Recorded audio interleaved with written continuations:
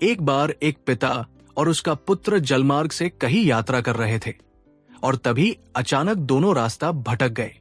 फिर उनकी नौका भी उन्हें ऐसी जगह ले गई जहां दो टापू आसपास थे और फिर वहां पहुंचकर उनकी नौका टूट गई। पिता ने पुत्र से कहा, अब लगता है हम दोनों का अंतिम समय आ गया है। दूर दूर तक कोई सहारा नहीं दिख रहा है। अचानक पिता को एक उपाय सूझा।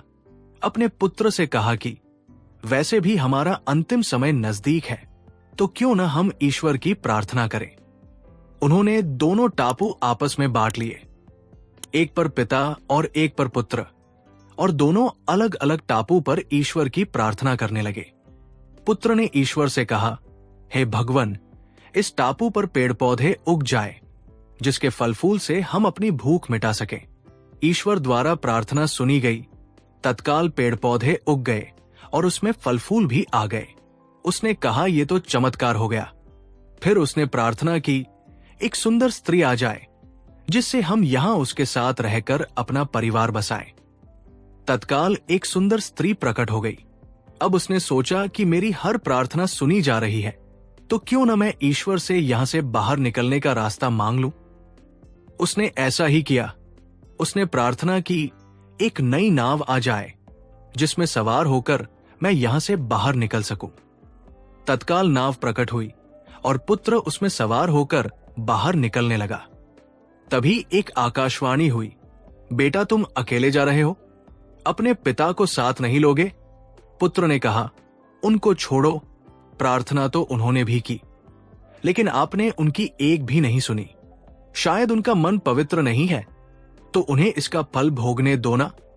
आकाशवाणी ने कहा, क्या तुम्हें पता है कि तुम्हारे पिता ने क्या प्रार्थना की? पुत्र बोला, नहीं। आकाशवाणी बोली, तो सुनो, तुम्हारे पिता ने एक ही प्रार्थना की, हे भगवन, मेरा पुत्र आपसे जो भी मांगे उसे दे देना, क्योंकि मैं उसे दुख में हरगिज नहीं देख सकता। अगर मरने की बारी आए तो मेरी मौत पहले हो, और जो कुछ तुम्हें मिल रहा है उन्हीं की प्रार्थना का परिणाम है। पुत्र बहुत शर्मिंदा हो गया। शिक्षा, सज्जनों, हमें जो भी सुख, प्रसिद्धि, मान, यश, धन, संपत्ति और सुविधाएं मिल रही है, उसके पीछे किसी अपने की प्रार्थना और शक्ति जरूर होती है। लेकिन हम नादान रहकर अपने अभिमान वश इस सबको अपनी उपलब्धि मानने की भूल करते रहते हैं, और जब ज्ञान होता है तो असलियत का पता लगने पर सिर्फ पछताना पड़ता है। हम चाह कर भी अपने माता पिता का ऋण नहीं चुका सकते हैं। एक पिता ही ऐसा होता है जो अपने पुत्र को ऊंचाइयों पर पहुंचाना चाहता है, पर पुत्र माँ बाप को बोझ समझते हैं।